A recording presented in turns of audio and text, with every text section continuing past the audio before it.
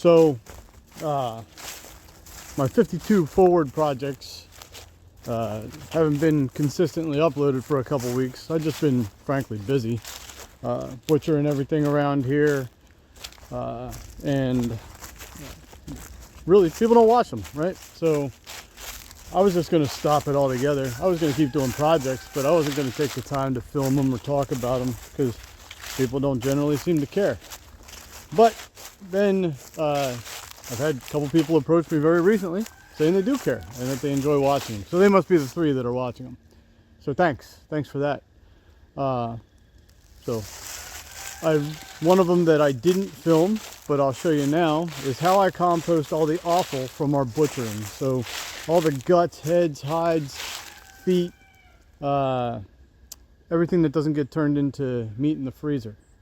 So I'll show you that right now. It's not a hard process, and it's the same process we follow with our chickens. But this pile here is, I'm going to say, about 3 cubic yards of wood chips. And in there is the remnants of 6 pigs. So that's all the guts, all the heads, the hides, the feet from 6 pigs.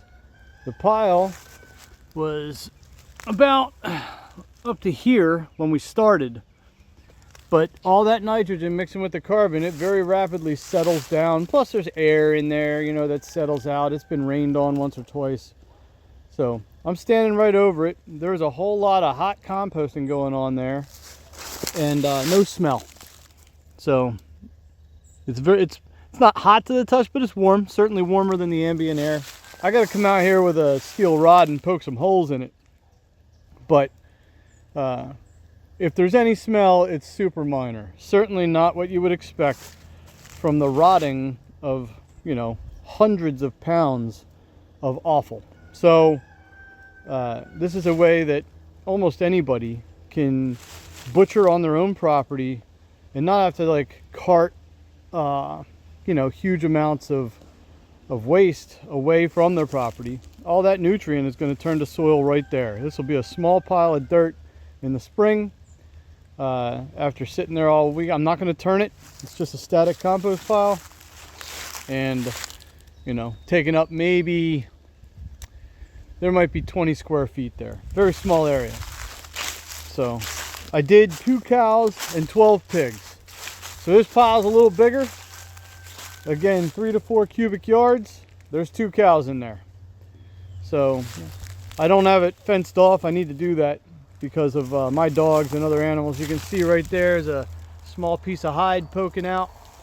So some creature of the night has been here scratching away.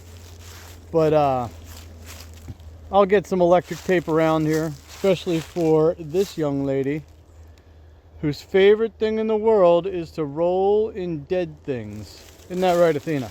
You like rolling in dead things? You like stinking? You like stinking? Yeah. Yeah. Nope, that wasn't an invitation to come over here. Go back to where you were. You were doing good. And then here's another pile.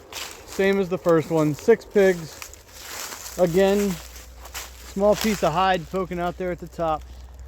No smell, but hot compost. You can kind of see that ring there where maybe some of the juices and stuff are floating up through that carbon. Creates a pathway to the surface.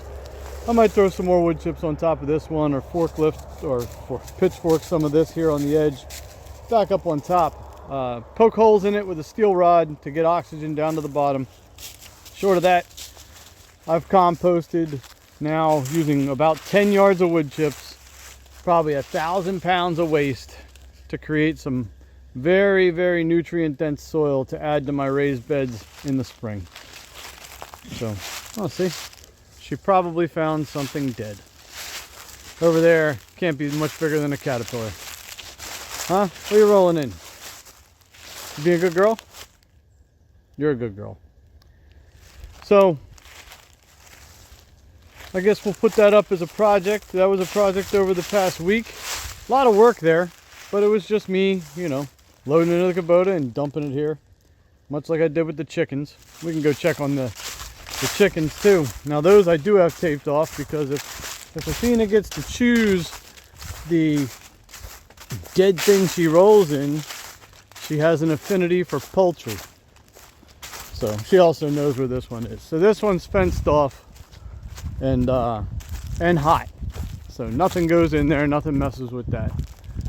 But right there's 120 chickens and I don't know, somewhere between 10 and 15 turkeys.